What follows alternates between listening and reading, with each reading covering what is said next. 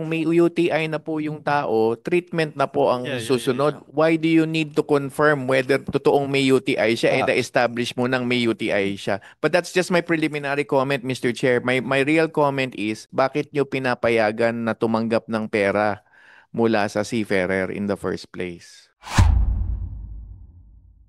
At kung may nakita kayo, hindi nyo na uulitin. Nakita nyo ng UTI, uulitin nyo pa to Kaya nga, confirm. as a follow-up doon sa sinasabi ni Secretary Kakdak, tama nga naman, baka palpak po yung laboratorio ninyo. Sandali lang, at palpak din po yung doktor na tumitingin doon sa result. Kasi pag may UTI, confirm na yon ng sa lab test, confirm you have a UTI. So this is the treatment, like I said, bigyan ng gamot na para magamot yung UTI. Bakit kailan pa i-confirm?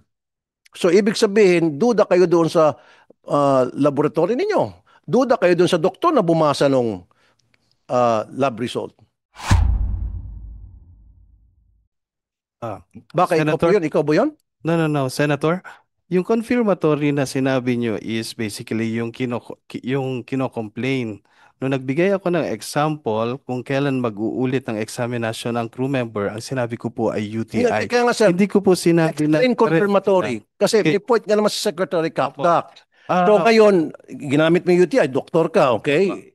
Hindi kami doktor, ikaw ang expert pagdating sa medical field. Now, pero common sense ang ginagamit namin ngayon dito eh. Nagpa-urine test.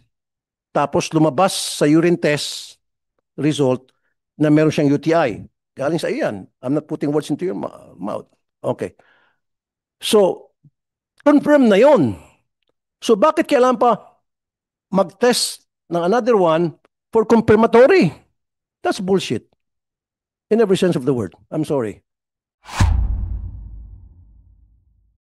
Meron inireklamo sa akin isang health center na nabigyan ng fit to work certificate ang isang OFW when in fact sa Santiago City, Isabela, pumunta sa isang ospital at nakitaan siya doon sa result ng pag-check up sa kanya na meron siyang bukol at that is supposed to be uh, yung sa PEME, nagpa-PEME siya, that's supposed to be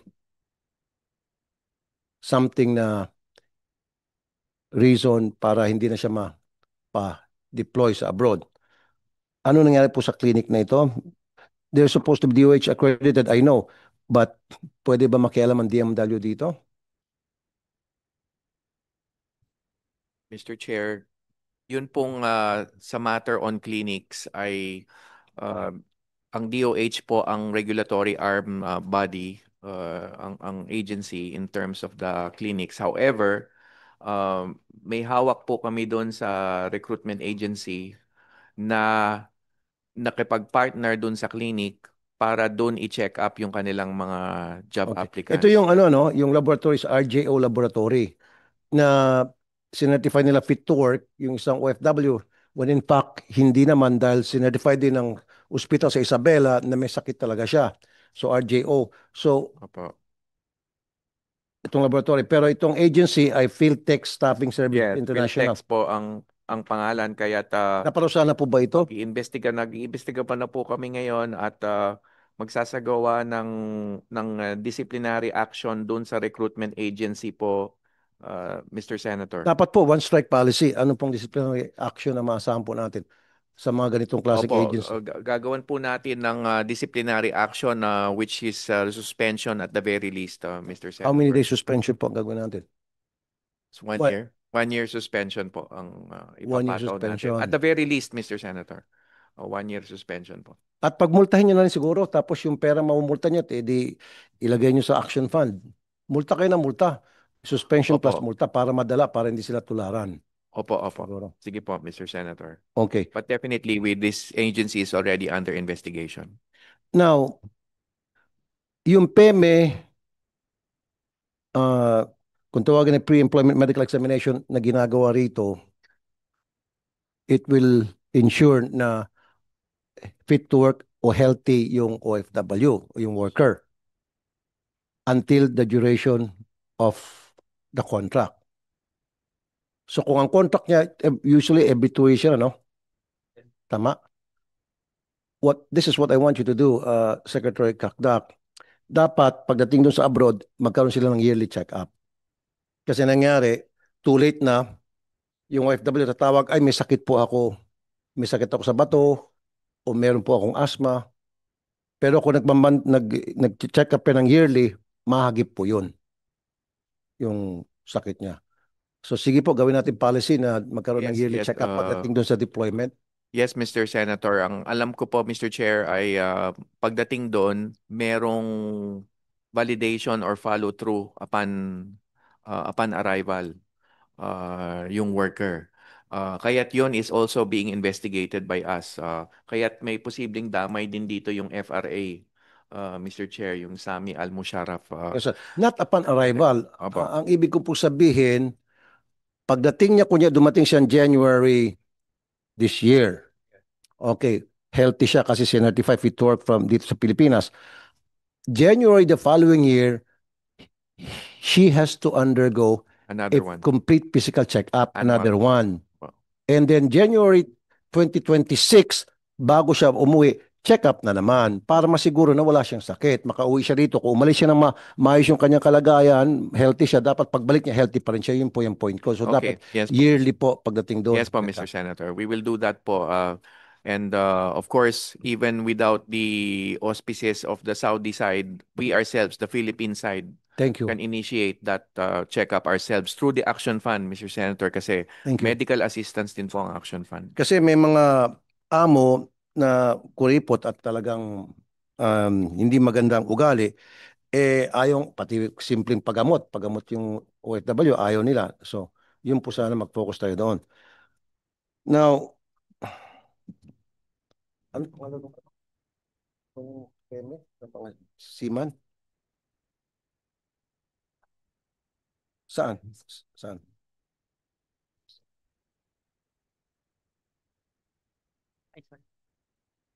Okay, Super Care Medical. Have you heard of that clinic? Okay, para sa mga seafarer. Okay.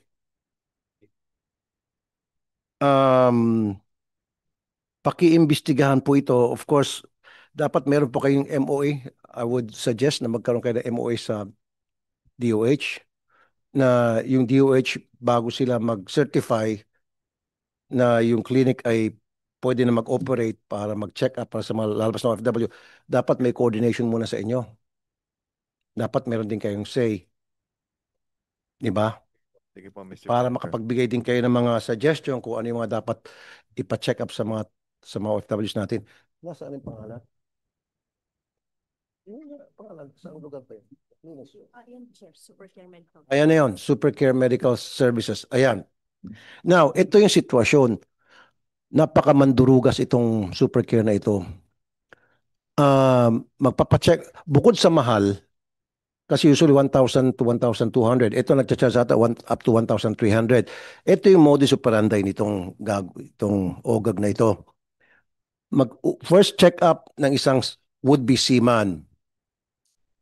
Paglabas ng result, nagbayad. And if paglabas ng result, sabi, another check up for confirmatory. And then lalabas ulit yung result, so naka 1313, di 26. Ay, meron naman kami nakita. Confirmatory ulit. So, 39 na. Ganon kamandurugas ito. Yes po, titingnan namin, Mr. Chair. Sa pagka sa sea-based po ay ang mga ship owners, meron niyang prescribed tinatawag na parang medical protocols kung ano yung specific na kailangan lang hanapin. Correct. So, madali pong ma-detect, Mr. Chair, whether excessive yung check-up. Kasi kung labis yan sa sinasabi ng ship owner na ito lang naman ang kailangan namin, excessive ka agad. So halimbawa po, kung yung confirmatory na sinasabi ninyo ay hindi naman pala kailangan, then madali pong maspat kung ano yung excessive. Opo. Nasa dyan yung secretary Opo. na papalabasin na, ops, meron kami nakita, pero we have to confirm. So you have to undergo another test. So he or she has to pay another 1,300. And then, pangalawang beses, ops, meron pa pala kami nakita. Sorry. Another confirmatory test. Another bayad na naman. So yun po, iwasan natin. Kaya sabi ko po sa inyo, although Yes. ang nag-regulate nito is DOH, pero dapat may say din po yung Yes, yes. DMW. Mr. Chair, Kaya magkaroon kayo ng MOA. yes, yes, yes. Yes, an MOA definitely would be helpful, Mr. Chair. We have what is called the HRH network, Health for Human Resources.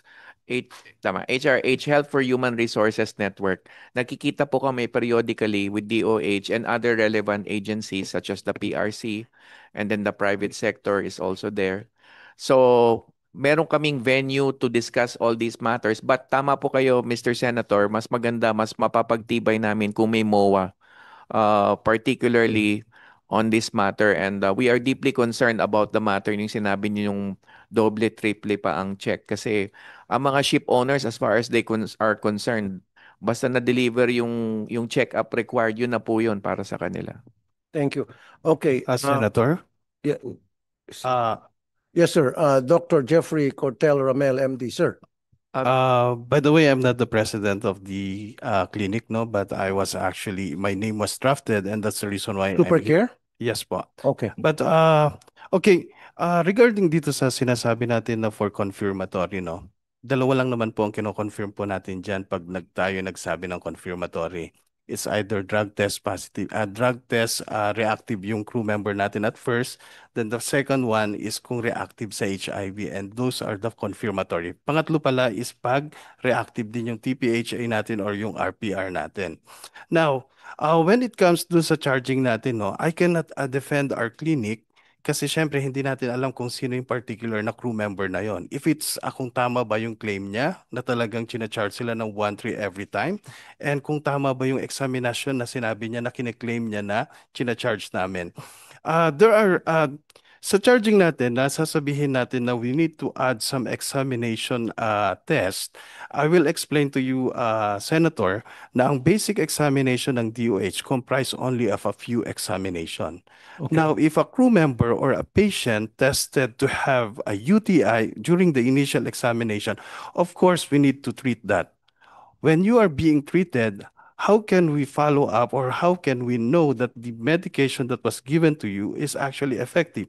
Of course, we need to examine you again by asking you to repeat the examination. Is the examination free? Of course, it's not. Kasi ang mga reagents po natin is binabayaran po natin. Now, I understand the frustrations of the crew members that they are really mad na pabalik-balik sila. Siyempre, hindi sila taga Manila lahat. Then pangalawa, sila po ay may iba pa pong mga trainings, may mga visa, then nagpa-pile up po yung kanilang stress. And I understand na minsan, even if we give the instruction and also the explanation to the crew members, they don't understand it. Ang naalala lang nila is the inconvenience. And of course, kung sasabihin mo siguro no na siguro walang puso ang clinic. Why else would we expand our clinics and give them sort of parang mga convenience sa clinic kung hindi nagmamatter yung mga complaints ng mga crew members. We do. We are actually constantly monitoring the complaints of the crew members. Ang ano po namin dyan, of course, is sa understanding sa side nila na pag meron kaming sinabi that this is the rules and regulation, this is how we do the examination, I hope bubuksan din po nila ang kanilang mga isip na yun po ay kailangan. Kung pwede ko po bang sabihin yung ginawa kanina, yung sinabi nyo kanina na merong PEME pero nagkaroon ng cancer, now it's a problem. We are doing our best para hindi po magkaroon ng sakit ang crew members, ang seaman in particular, bago po natin pasakayin sa barko. Why? Ang mga crew members natin sa barko, they have limited access to medical examination and hospitals. Yun po yung ginagawa Okay. natin. No? So we make sure when they leave the clinic and they get deployed that they are really fit. And pasensya na po kung nagdadagdag tayo ng examination. Kasi pag ikaw ang doktor, nakita mo ang pasyente na may problema sa Sir, I'm not a doctor, you're a doctor. So, hindi ko na kayo kukontrahin Yes doon po. sa mga sinasabi niyong na dapat gamutin for confirmatory. I'm not gonna argue with you on that because you're the expert. You follow me? However, ang point ko, dapat yung confirmatory test package na yun kasama din doon sa 1-3. Halimbawa, minention mo yung UTI. So nagpa-test tapos may UTI. Okay, so resetahan yung SIMA natin. Balik ka after na maubos mo yung gamot para check ka namin ulit kung meron ka pang UTI wala. Libre na dapat yon. I think, Senator, pwede ko bang hingin ang ano ng DOH about it? Even the DOH. Apo, I do agree with you kasi doktor kayo eh. Apo. Hindi kita kukontrahin dyan, Doc. Yes po. So pag check up ninyo, ikaw nag-example ng UTI, then use, Yes po, yes po. let's use UTI as an example. So check up na lumabas sa blood test yun, di ba? Yes na, po. na may UTI ka. No, urine test po Oh, yun. excuse me, urine test yun, di ba? Okay, lumitaw sa result, sa 1-3 package yun, di ba? Sa PEME. So lumitaw na, sa urine test result mo, meron kang UTI. So therefore, resetahan ka namin ng gamot para inumin mo para magamot yung UTI. And then you come back after a few days, pag naubos mo ng gamot para i-recheck ka ulit, yung urine mo ulit, itetest natin kung malinis na ba o hindi. Dapat libre na yun yung pangalawa. Pero ang nangyari ngayon, pag nagpapacheck up ulit sa urine, babayad siya ulit ng another 1-3. Yun yung point ng mga nagreklamo sa amin. Yes po, Senator. Okay, Senator, ang DOH po, sila po yung nag-regulate po ng prices natin at kung ano po yung Okay, kasamang nandito man examiner. DOH? Nandito man DOH? Yan And po. kung ano lang po ang So, ba't kasama. yung inaalaw po na paulit-ulit na mag-charge itong Supercare? Why did you allow them to do that? Ma'am, don't laugh. No. Don't laugh. This is serious matter, ma'am. Yes, good afternoon, Mr. Chair. With regards to the charges, we set a standard for charges for the medical examination. Yung pag-repeat exam na yan, it's beyond our, Beyond your control. yes. Beyond your Because regulation na. we have the minimum. Okay. So, tuturo mo sila ulit. Hindi na natin. Oh, kayo na yon. Tinuturo niyo sa DOH, tinuturo ulit kayo. Pabalik sa inyo. Yes po, Senator. Sir, Apo, come on. Come on. Apo, pwede ko po bang sabihin na yung binigay Ang nangyari pa kasi kuminsan, sir, hanggang 3 beses pa pinabalik-balik yung ating seaman, yung would-be seaman. 3 beses, so 3 beses magbabayad ng 1-3. Huwag ganon. Hindi po siya. Kaya ang gusto ko mangyari dapat package na kung may nakita dyan, confirmatory, and then resetahan ng gamot, let's use UTI again kasi yun ang ginamit mo. Inom ka ng gamot para paggamot sa UTI, and then after a few days, magpasa ka ng urine specimen mo, and then itetest namin. Libre na dapat yun, package yun. Yes, Secretary Kakdak. Mr. Chair, ako naman po, ang parang iba ang take ko kasi ang term na ginamit is confirmatory. Kung may UTI na po yung tao, treatment na po ang susunod. Why do you need to confirm whether totoong may UTI siya and establish mo nang may UTI siya? But that's just my preliminary comment, Mr. Chair. My real comment is, under the DMW rules, the cost of the PEME shall be charged to the principal and the employer. So the mere fact, and in fact, it's punishable. Cancellation is the penalty kung ang isang LMA, Licensed Manning Agency, ay yan ay tinotolerate. So my basic question is, bakit nyo pinapayagan na tumanggap ng pera mula sa seafarer in the first place? Yung binabayaran po ng ating principal at saka ng employer po natin initially is basically for the initial medical examination. Pag sinabi nating initial, tulad yan, ang package po ng ating DOH is worth 2,000 pesos for the basic examination, which includes the physical examination of the crew member, the audiometry, visual acuity, color testing, chest x-ray, urinalysis, CBC with platelet, and also blood typing, and also RPR. So yan po, yan lang yung test na required. Tinry naming squeeze ang budget na sinabi ng DOH lang lahat ng examination na yon, babayaran namin ang doktor, ang dentista, ang ano, so worth 2,000 pesos na gagawin sa pasyente. Ang pagkakaintindi po namin, pag nagbayad po ang company ng 2,000 para dito sa ating initial na medical examination, kung walang sakit ang crew member, Secretary Kakdak, you're saying na dapat hindi magbabayad yung seaman. Sino mo dapat magbabayad ng PEME? Principal for employer through the manning agent. So, ang So bakit sinisingil ng super, ano ito? dapat parang ang kausap po ng clinic yung manning agent, and then ang tao just go in and out. And then ito yung kinikwento ko kanina, Sen. Ito yung kinikwento ko, Sen, na may prescribe may package na as you call it. So hindi na ho kayo lalabas doon sa package na yon. At kung may nakita kayo, hindi nyo na ho uulitin. Nakita nyo ng UTI, uulitin nyo pa to Kaya nga, confirm. as a follow-up doon sa sinasabi ni Secretary Kakdak, tama nga naman, baka palpak po yung laboratorio ninyo. Sandali lang, at palpak din po yung doktor na tumitingin doon sa result. Kasi pag may UTI, confirm na yon ng sa lab test, confirm niya ba UTI. So this is the treatment, like I said, bigyan ng gamot na para magamot yung UTI. Bakit kailan pa i-confirm?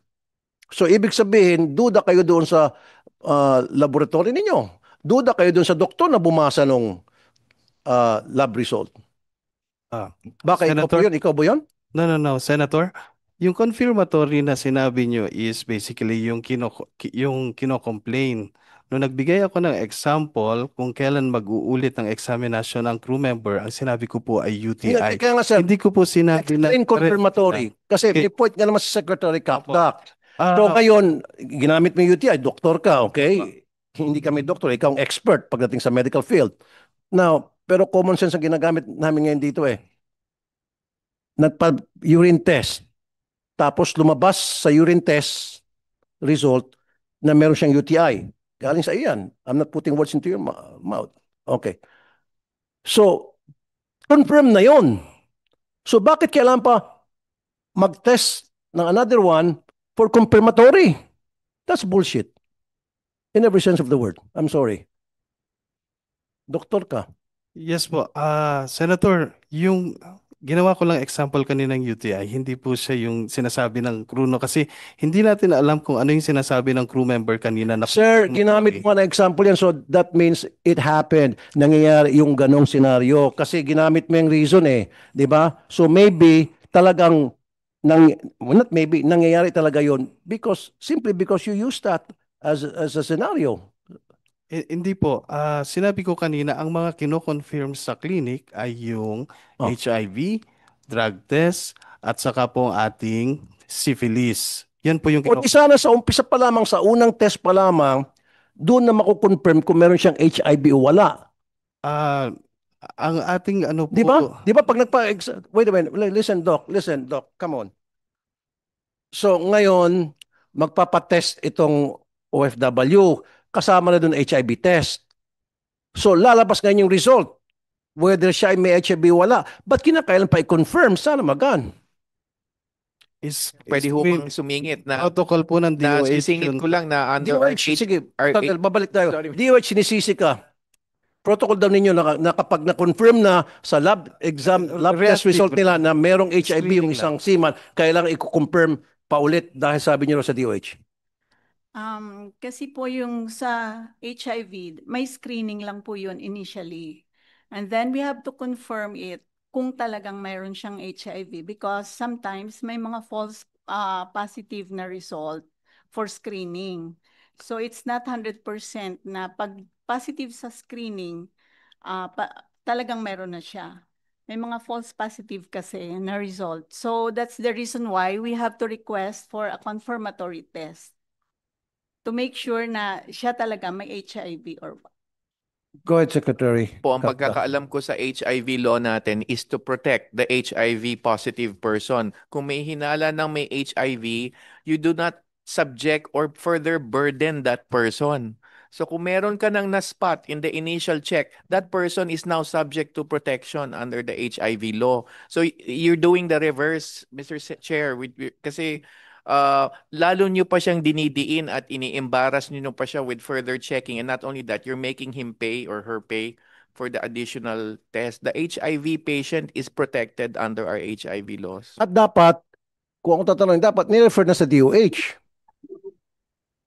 Do you agree, Dr. Sulutan ng DOH?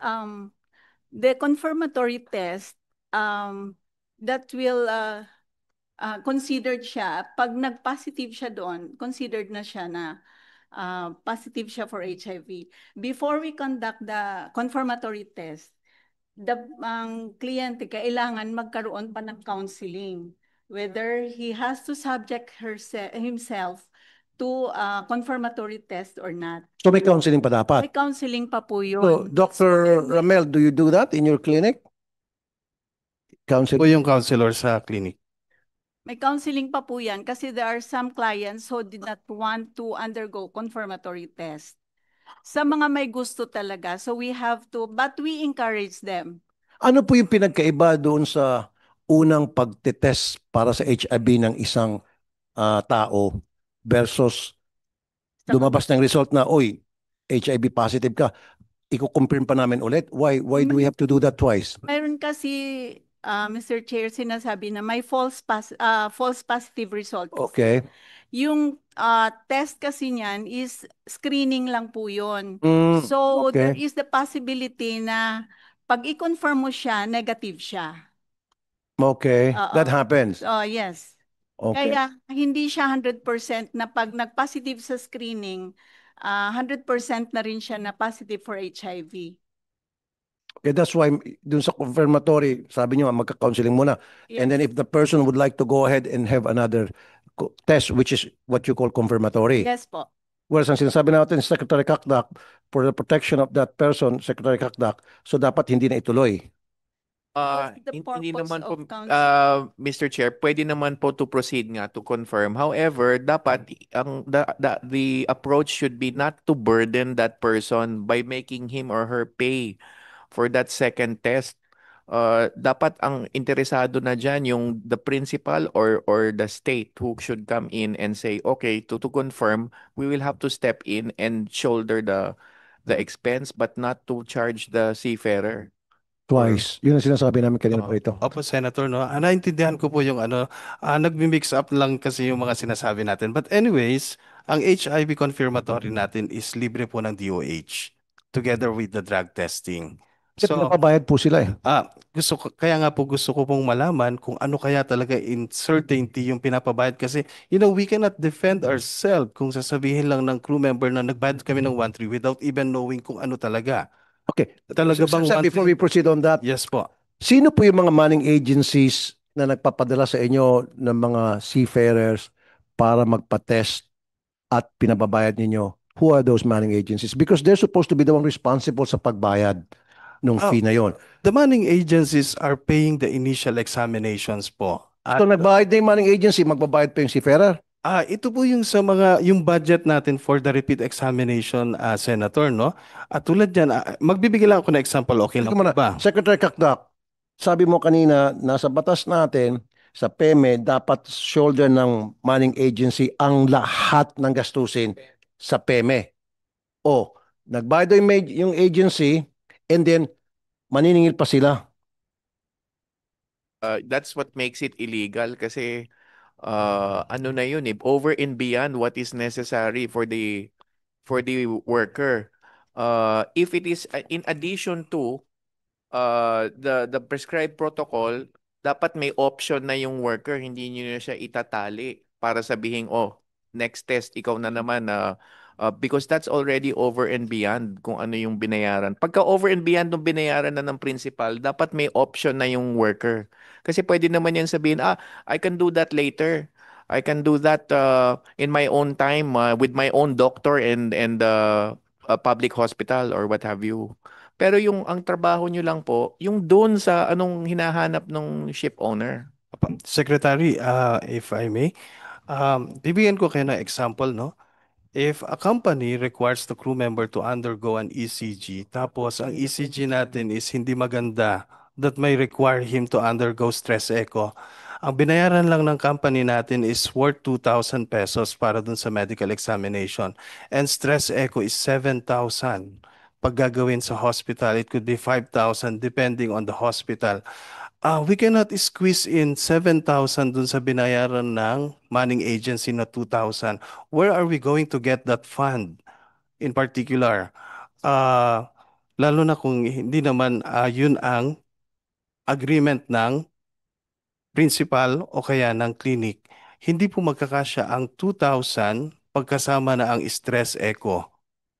Even, tapos another is, if we are going to turn down the medical examination of a crew member of a patient just because hindi siya nag-undergo ng stress echo, I think that is unfair. Kasi until proven otherwise na ang problema niya sa ECG is corrected or something na papasa pa, hindi po kami pwedeng mag-issue ng fitness certificate. Yun po yung ano natin, no?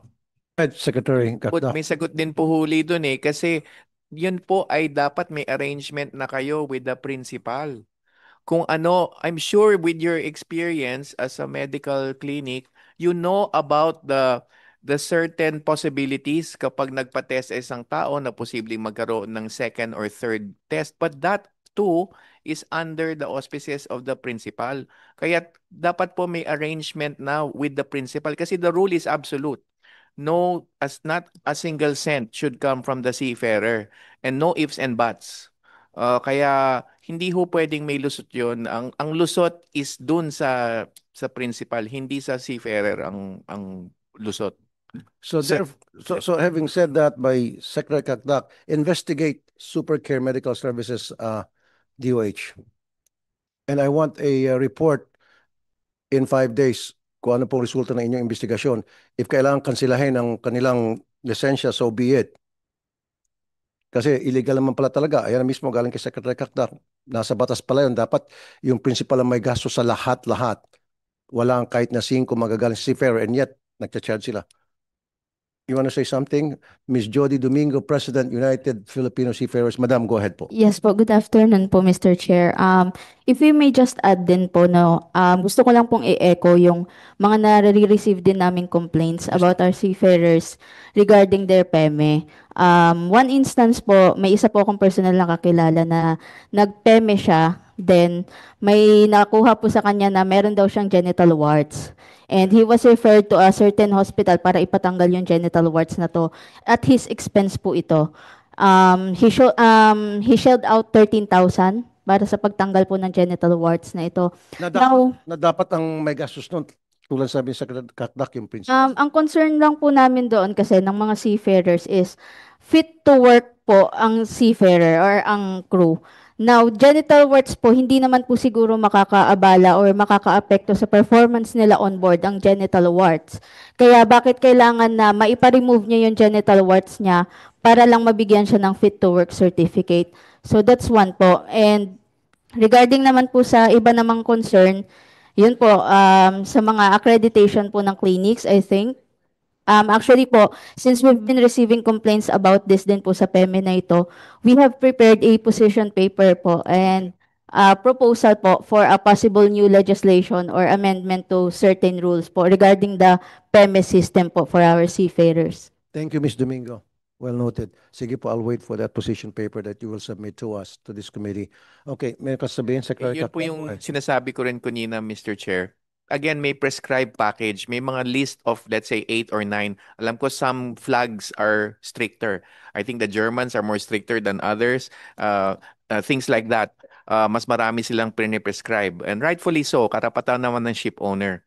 But paglabas na doon, a seafarer cannot be forced to be subjected to be treated by the same clinic. Dapat may option siya. But if he or she is placed in a situation na iti-treat, in this case, yung genital warts, sagot yun ng principal. Kasi linagay ho siya doon sa lugar na napilitan na siyang matreat by that same clinic na tama po kayo, hindi naman kailangan yun. Basta wala doon sa labas nung required medical package ng ship owner, hindi po dapat obligahin ang seafarer. Saan pinatanggal yung Go through genital warts? Baka kakontak ng Maari po, sir. Maari pong contact din po nung clinic yung at may nerefer patient sa siguro yung kanya. clinic na Opo, nag-refer. maari din po. That's one po kasi yung mga seafarers po, since may accreditation po sa clinics, yung mga seafarers natin, most of them, wala pong choice na magkaroon ng clinic kung saan sila pupunta. Dahil kung hindi accredited Hindi sila ng mga PNI, hindi po tatanggapin yung kanilang certificate or yung kanilang medical resort. Excuse me, DOH. Sa kaso ng isang OFW sa abroad, pumunta siya sa isang kilalang ospital sa Santiago City, Isabela. At doon sa test na ginawa, lumitaw na may problema siya. May bukol siya sa katawan niya. na cancer. Bakit kinakailangan papupunta sa maliit na clinic samantalang yun, ospital na yon na nagsabing, yes, may sakit ka. Nagbigay yung kilalang ospital Santiago, General Hospital. And then, kailangan pa siya pupunta sa maliit na clinic tulad ng clinic nila itong Dr. Ramel? Mr. Chair, kasi po, yung mga Just because they were accredited by you? So, po, because we have certain requirements din also for that. anong pinagkaiba ng laboratory ng kilalang ospital tulad ng mga General Hospital or St. Luke's halimbawa? So, ibig sabihin, mas magaling yung laboratory nila Dr. Ramel kaysa sa St. Luke's, laboratory ng St. Luke's? Is that what you're saying? Halimbawa, yung isang pasyente, ay isang seafarer o OFW pumunta sa St. Luke's at sinabi ng St. Luke's Hospital, ito yung sakit mo. Kaya you're not fit to work. Tapos pag pumunta dito sa kabilang clinic, kailan pa papuntahin dito sa accreditation clinic? Dapat, the fact na kilalang ospital yon, dapat tanggapin na yon para hindi na magdoble-doble ang gastos.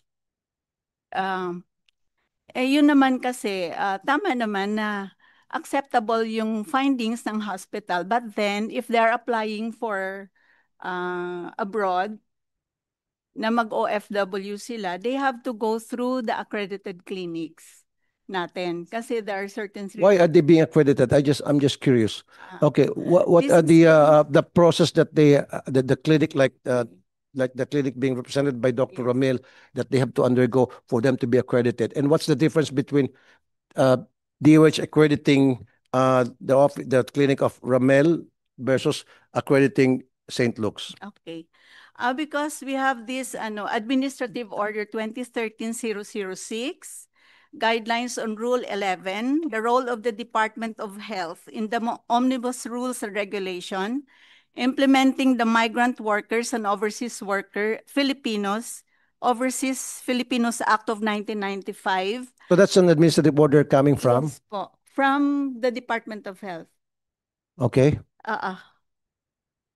Amended by the Republic Act number 10022. Lahat na provisions nito, ito ang being carried out natin to accredit these facilities to I think that has to be amended. I will Yes, amend yes. that. I will amend that administrative order. No, that's bullshit. Sorry for the word.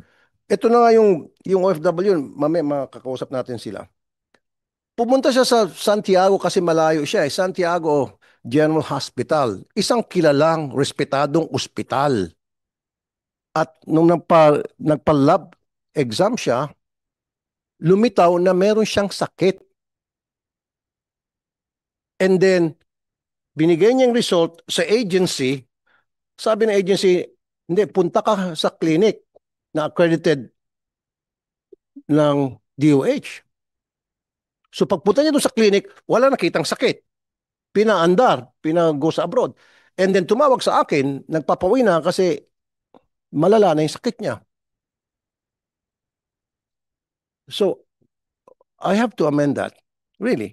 Pag nagpa-check up ka na sa isang kilalang ospital, hindi mo na kailangan pang pumunta sa ospital na clinic tulad ng clinic ni Dr. Ramel na kung tawagin ay RGO Laboratory. You get it, ma'am?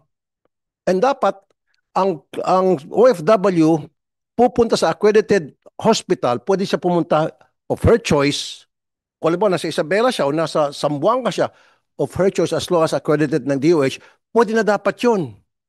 Ang nangyari, pagdating niya sa Maynila, dadaan ulit siya sa laboratory clinic tulad ditong RGO. Na kuminsan kasabwat, I'm not saying exactly kayo po, nakasabwat na manning agency. Kaya sinasabi ng manning agency, sige na, fit to work niya yan, akong bahala, hati na lang tayo, etc. That is possible, that's a possibility. You understand? Dito nga sa sample ko, sinabi dito na may sakit. And then, pagdating sa Manila, pinapunta sa accredited clinic ng DOH para sa pagpapa-abroad. So I would like to, Secretary Kakdak, let's work together on this. I-amend ko yan. Ibasura ko yung bullshit na yan. I'm sorry again. Kaya nga, then let's work on this and then para iakyat natin kay sa DOH Secretary. Diba? Make a recommendation on that. Mr. Chair, meron pong batas ng mga 15 years ago, yung anti-decking law. Ibig sabihin, bawal po yung i-prescribe mo, pipilitin mo yung worker na pupunta sa isang clinic na hindi naman niya gusto o kaya bukod pa doon sa accredited clinic na gusto niya. So, yes, the short Yeah. answer is yes, Mr. Chair. We are willing to sit down with you and Yes. look into the consistency between that law and the current regulation. Let's sit down with the DOH Secretary. Siguro susunod na hearing, let's call the DOH Secretary to be here para to shed light and see kung pwede bang i-repaso or basura na yung administrative order na. Kasi unfair po, ma'am, tama nga si Secretary Kakdak. Kumbaga, kahit na hindi niya gusto yung clinic na yan, she or he is forced to go to that clinic just because sinabi ng manning agency na diyan ka magpa-check dahil yan ang mag-issue sa iyo ng clearance whether fit to work or not.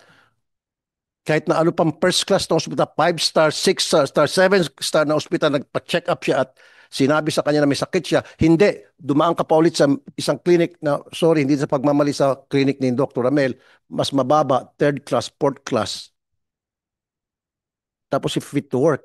Very clear na merong kalokohan dito. You agree? That is Administrative Order 2011-0015.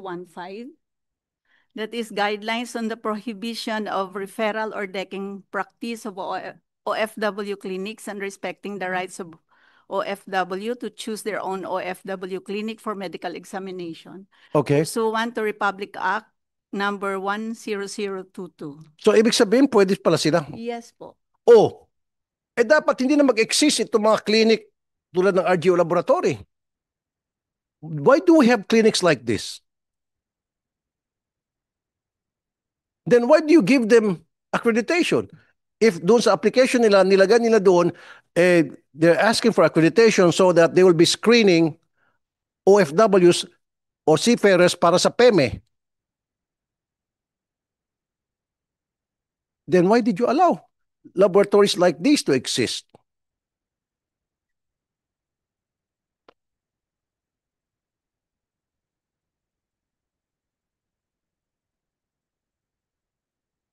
Actually, sir, nasa pipeline naman ng bureau namin to amend this kasi way back 2013 pa tong AO na to eh. Hindi pa namin na-amend. Nasa pipeline na ito for amendment talaga. Basura nyo na Kasi po yan. pati Yan na yung- pala, nasa administrative order nyo na rin na merong karapatan ng seafarer o OFW na magpili ng clinic of his or her choice na para doon magpa-check up o PEME. Bakit pa kailangan kayo mag-accredit ng clinic na tulad nitong RGO na kailangan sila mag-certify whether fit to work? When in fact, the hospital halimbawa na gusto ng OFW doon siya magpa-check up, sinertify na siya. Kasi Kailangan pa another certification from them, parang confirmatory.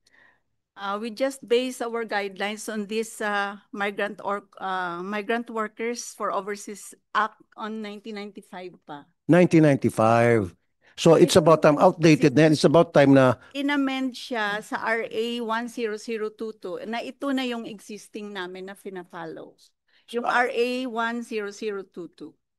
then we have to amend that. Yes po. I have to amend that. I will file a bill to amend that provision. Yes. Okay? Sorry, Dokta, maghanap na lang kayo ng ibang hanap buhay. Kasi pakakansela ko yung mga clinic tulad niya. I'm sorry, nothing personal. I don't know you and you don't know me. Kasi parang racket to eh. Lumilitaw. Nang-racket kayo sa mga seafarer natin. Pasensya na po, Doc, ha? But I will do everything. Bibilisan ko na para mawala na kayo ng hanap buhay. Maghanap na lang kayo ng ibang trabaho. Negosyo, wag yan. Okay? So, clear tayo dyan, Secretary Kakdak. Magtulungan tayo and para Yes, Mr. sit Chair. down with the DOH Secretary as well.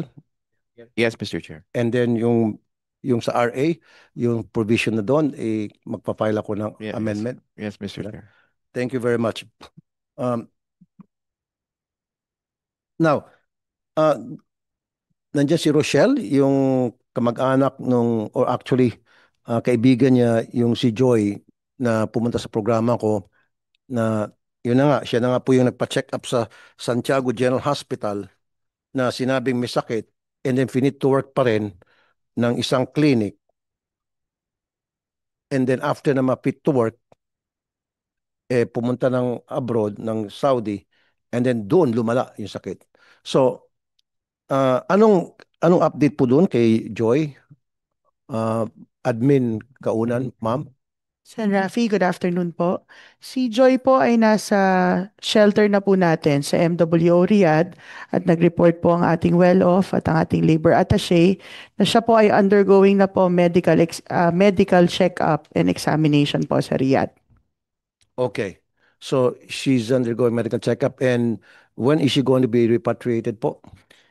Ongoing na po, Mr. Chair, yung ating pong apply ng kanya pong exit visa. So, ang maganda po, Mr. Chair, nasa atin na po siya. Nasa shelter na po natin siya. Okay, so pagdating niya rin sa Pilipinas, I want her treated.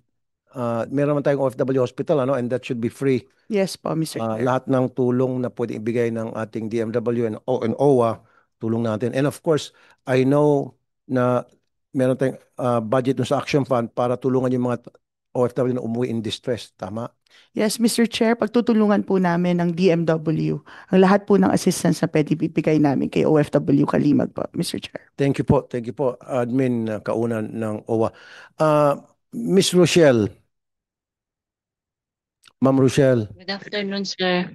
Sorry po at Yes, sir. Good afternoon. sorry for waiting. Yan po, narinig niyo po yung pinag-usapan namin, yung kaibigan mo. First of all, ako po ay taus-pusong nagpapasalamat na napakabait yung kaibigan, yung inyo pong pag-aalala, yung inyo pong concern. And dahil po sa inyo, ayun, mapapawi na po yung friend ninyo. Ano pong reaksyon nyo, si Joy? Maraming salamat po, sir, sa mabilisang pag-action po. By the way po, sir, ang update po sa akin ni Joy, may exit visa na daw po siya at hinihintay na lang daw po niya yung ticket po niya. May exit visa na. At nasa online din po siya, sir. Naka-join po siya ngayon sa Sige, hearing nasa natin, nandiyan ba si Joy? Comsec, let's talk to Joy. Mas maganda, makausap natin diretso. Joy, ma'am? Hello, Joy. Miss Joy?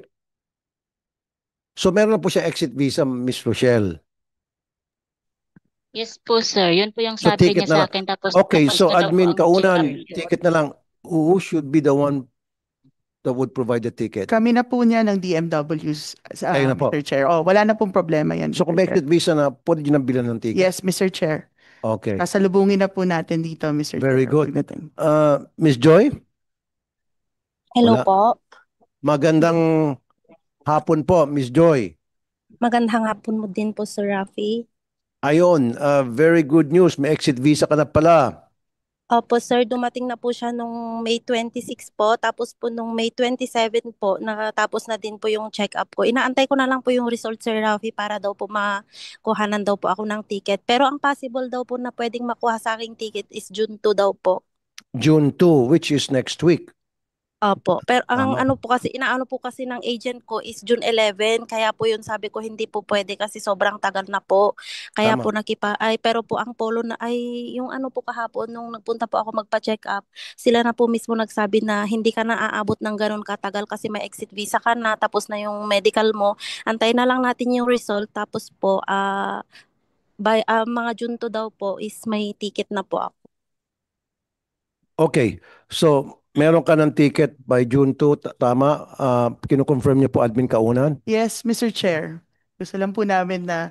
And Mr. Chair, regarding the medical results, we're expecting po na lumabas na po siya by May 31 po sa Sabado, Mr. Chair. Very good. Okay.